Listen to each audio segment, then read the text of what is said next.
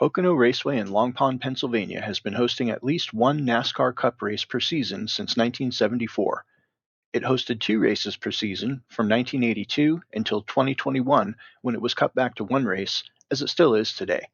I was fortunate enough to be in attendance at every NASCAR Cup race at Pocono from 1976 when I was 10 years old and saw the King, Richard Petty, get one of his 200 career wins, and 1992 when I was in my mid-20s and saw two of my favorite drivers, Alan Kulwicki and Darrell Waltrip, take home the checkered flag. It was Kulwicki's final win on his way to the '92 championship before his untimely death in 1993. So that's 27 NASCAR Cup races at the Tricky Triangle that I attended by my count. It never really felt like that many. I had to do the math a few times to be sure. I also attended several USAC and kart IndyCar races at Pocono, but NASCAR was by far my favorite. Pocono is unique, being the only track on the schedule that has 3 turns. Something not widely known is that each of those turns is based on a turn from another racetrack. Track designer Rodger Ward designed Turn 1 after Trenton Speedway, which before it was torn down was another very unique track I used to go to in New Jersey. Turn 2 was modeled after Indianapolis Motor Speedway, and the third turn is a replication of the Milwaukee Mile. This track has certainly earned its reputation as a dangerous track, especially before major safety improvements were made beginning in 2010, which have continued to be made ever since. I have to say, doing the research for this video and reliving those bad wrecks was much more of an emotional experience for me than I thought it would be, and was a reminder of just how harsh our favorite sport can be and how far it has come in the area of safety. Okay, here we go. The worst old school NASCAR wrecks at Pocono in the NASCAR Cup Series in chronological order. As you're watching these, decide which crash you think is the worst and let us know in the comments. Let's see how many of us agree. If you have any Pocono experiences of your own that you'd like to share, please go ahead and post those too. We'd love to hear about them. 1980, Richard Petty and Darrell Waltrip. This first wreck was especially memorable for me because I'm a big Darrell Waltrip fan, and my dad, who brought me to all these races, was a Richard Petty fan. Here's a clip from NASCAR on Fox with Chris Economaki and Sir Jackie Stewart on the call. And leader Richard Petty's in trouble. Hits the fence, crashes. Waltrip crashes into him. Richard Petty, in a surprise, has trouble. A puff of smoke came out the back. It looks like he might have blown an engine, and he just goes straight into the wall. The car almost goes up.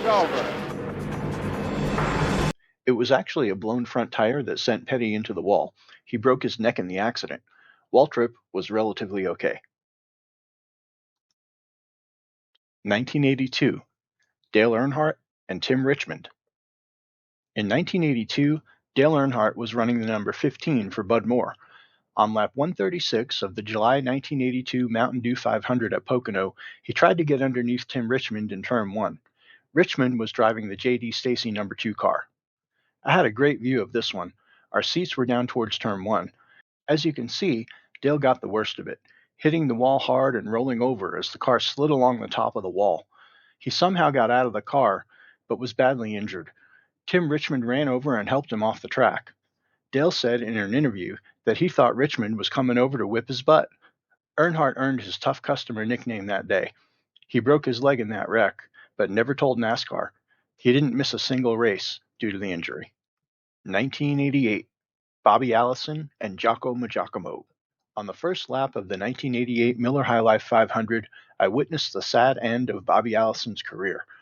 Only months earlier, I attended the 1988 Daytona 500 and saw him win the Great American Race for the second time, with his son Davey finishing right behind him.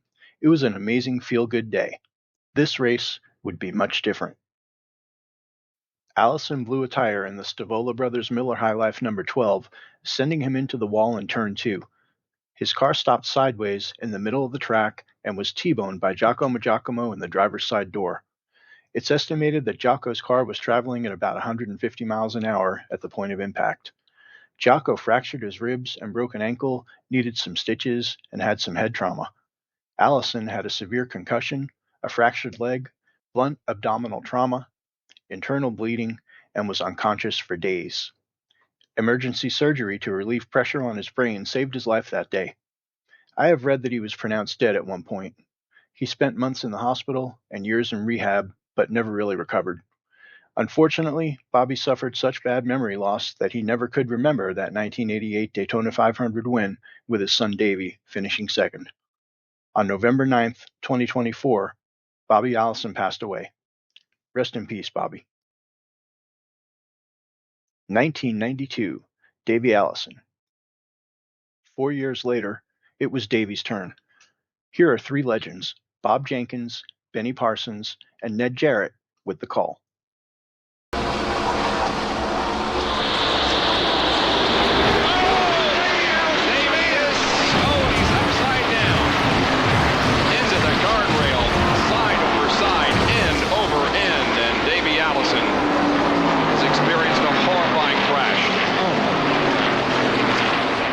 Allison was airlifted to the hospital with a broken arm, broken wrist, broken collarbone, and a concussion, but he did survive. He later showed us his bloodshot eyes at a press conference. Take them off. If y'all want to see it, I'll show them to you, but it's ugly.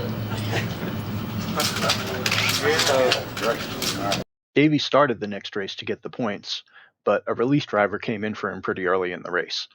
He narrowly missed winning the championship in the last race of that year, the historic 1992 Atlanta race. I hope you like this video. Please give it a like, it really helps support the channel, and subscribe to see all of my upcoming NASCAR history videos. Thanks for watching, and see you in the next one.